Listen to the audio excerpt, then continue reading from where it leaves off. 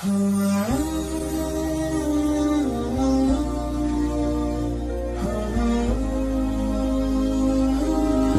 Bu ya. Saya hamba Allah izin bertanya. Sekarang sedang ramai di media sosial tentang proyek Arab Saudi yang membangun gedung pencakar langit berbentuk kubus dengan nama The Muka'ab yang disebut mirip Ka'bah. Bagaimana menurut Buya? Terima kasih. Wassalamualaikum warahmatullahi wabarakatuh. Wassalamualaikum warahmatullahi wabarakatuh. Pertama adalah bangunan yang menyerupai Ka'bah yang dibuat oleh manusia. Nah, di sini bangunan dulu sebelum gedung itu. Apakah boleh atau tidak? Tiba-tiba di Kuningan, Cirebon, Majalengka ada Ka'bah, tapi bukan Ka'bah beneran. Ka'bahan untuk manasik haji dan umroh. Nah, kan begitu ya. Atau di TK mana ada Ka'bahan. Maka niatnya bukan untuk membuat tandingan Ka'bah.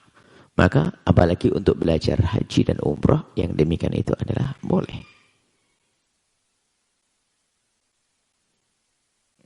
Boleh, tapi bukan Ka'bah beneran.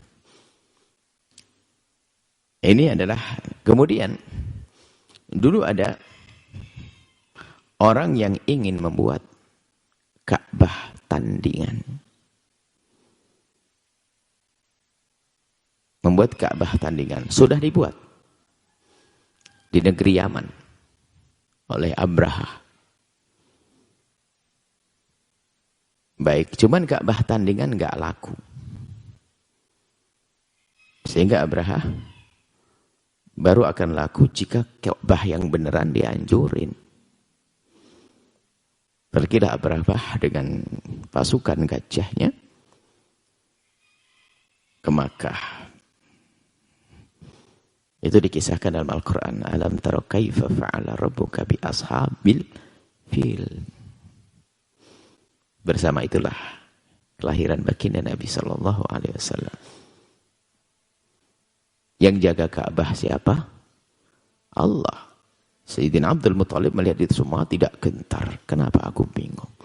Yang menjaga Ka'bah adalah yang punya Ka'bah. Ka'bah terjaga. Tapi sebaliknya, Ka'bah tandingan akan hancur. Dan yang membuat pun akan hancur. Baik, ini adalah kaidah. Harus ada gambaran. Kalau membuat Ka'bah-Ka'bahan atau sesuatu yang hanya kotak saja, tidak serta-merta kita katakan itu Ka'bah.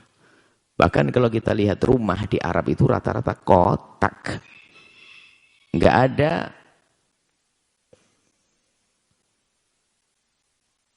genteng yang melengkung seperti rumah Minangkabau. Atau tidak ada seperti yang ada di Jawa-Jawa, pendopo-pendopo enggak ada. Rumah-rumah di Arab semuanya kotak. Jika dicat hitam dari jauh kayak Ka'bah. Tapi membuat kotak itu kan kebetulan memang gaya modelnya model segi empat. Baik, kemudian bangunan mencakar langit yang direncanakan di Arab Saudi yang kurang lebihnya adalah panjang lebarnya 400 ke atasnya 400 meter. Gedung gagah bisa jadi terbesar nanti di dunia barangkali seperti itu. Segi empat. Kalau desainnya desain kebetulan memang bentuk segi empatnya. Urusan dari segi pembangunannya ya nggak ada masalah. Cuman kalau terinspirasi, kadang-kadang bisa jadi insinyur awam. Tapi kalau disengaja untuk membuat tandingan kemegahan Ka'bah, maka hancur, lihat saja. Tapi kalau karena orang awam bangga dengan model Ka'bah, bisa jadi orang awam atau insinyur awam, wallahu alam. Sebab kita mengerti orang awam itu kadang-kadang fanatik dengan syiar agama, tapi salah tempatnya. Kita lihat di daerah perkampungan di negeri Arab sana itu, onta Karena takut kena ain itu. Onta ditulisi tabarakallah. Tulisan Allah ada di paha onta. Jelas itu haram. Tapi maksudnya kadang-kadang ada orang awam kan begitu. Maksudnya baik. Bangga dengan nama Allah. Tabarakallah onta ditulisi misalnya. Atau saking bangganya bisa saja sandalnya ditulisi apa begitu. Bahkan dia diinjak. Dia tidak mengerti agama awam. Kalau orang awam tinggal diingatkan saja bakal mengerti. Nah sekarang kita tidak tahu secara pasti pembuatan gedung itu.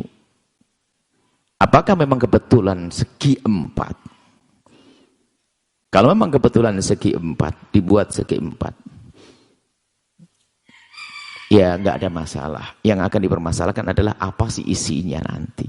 Jika isinya kemaksiatan ya tabungan buat yang bangun. Tabungan bukan di dunia sampai mati nanti. Siapa yang buat? Kalau yang buat adalah siapa? Putra mahkota raja itu. Ya dia yang dapat bagian nanti. Sepanjang itu gedung ada maksiatnya. Ada diskotik misalnya, ada tempat ini ya. Dia ngalir terus. Kecuali membuat gedung semacam itu segi 4 dan bentuknya hanya kebetulan hanya karena memang model Arab begitu, kemudian di dalamnya ada macam-macam kebaikan. Ya jadi amal baik. Tapi ingat, kalau memang tujuannya buat tandingan kemegahan Ka'bah, maka akan hancur. Yang menjaga Ka'bah adalah Allah, akan hancur. Bencana besar nanti. Tapi kalau hanya kebetulan saja, maka yang kami himbau adalah semoga kebaikan di dalamnya. Kalau bukan kebaikan akan jadi maksiat. Tapi pun demikian, bisa saja kalau menjadi orang cerdas, ya bisa saja agar tidak masuk dalam konflik, ya dibuat beda aja lah. Tidak harus sampai segi 4. Segi 4 memang kalau dilihat kita berada di dalamnya enggak terasa seperti gambar, seperti bentuk Ka'bah. Tapi akan terlihat di saat kita berada di tempat kejauhan. Dipotret dari berkilo-kilo, mungkin dari atas, dari udara. Ka'bah mah kecil, Ka'bah hanya berapa kali berapa. Ini 400 kali 400, setengah kilo. Kurang lebihnya, melingkar, segi 4. Jadi kelihatan megah sekali, semuanya jadi kecil di kiri kanannya.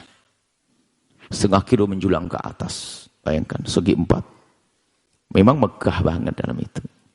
Jika tujuannya akan buat syiar maksiat untuk menandingi syiar kemuliaan Ka'bah. Karena di Ka'bah syiar kebaikan, syiar maksiat. Ya tunggu kehancuran untuk dirinya sendiri. Nah jadi apa? Ya sudah. Lebih baik kita bicara yang baik saja. Nggak usah sibuk dengan hal-hal yang kita tidak tahu pasti. Cuman himbauan kami adalah ya, jika para ulama-ulama yang ada di sana atau itu bisa memberikan masukan agar tidak membuat sesuatu yang menjadi sebab orang berspekulasi atau kontroversi di antara mereka, ya seperti itu. Sebab bisa saja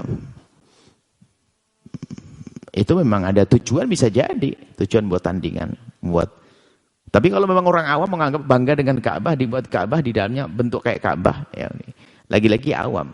Karena bisa saja seorang raja, seorang putra mahkota dan sebagainya, mungkin bisa saja ilmu dunianya hebat, tapi belum tentu mengerti ilmu agama. Bisa saja awam urusan agama. Baik seperti itu. Artinya apa?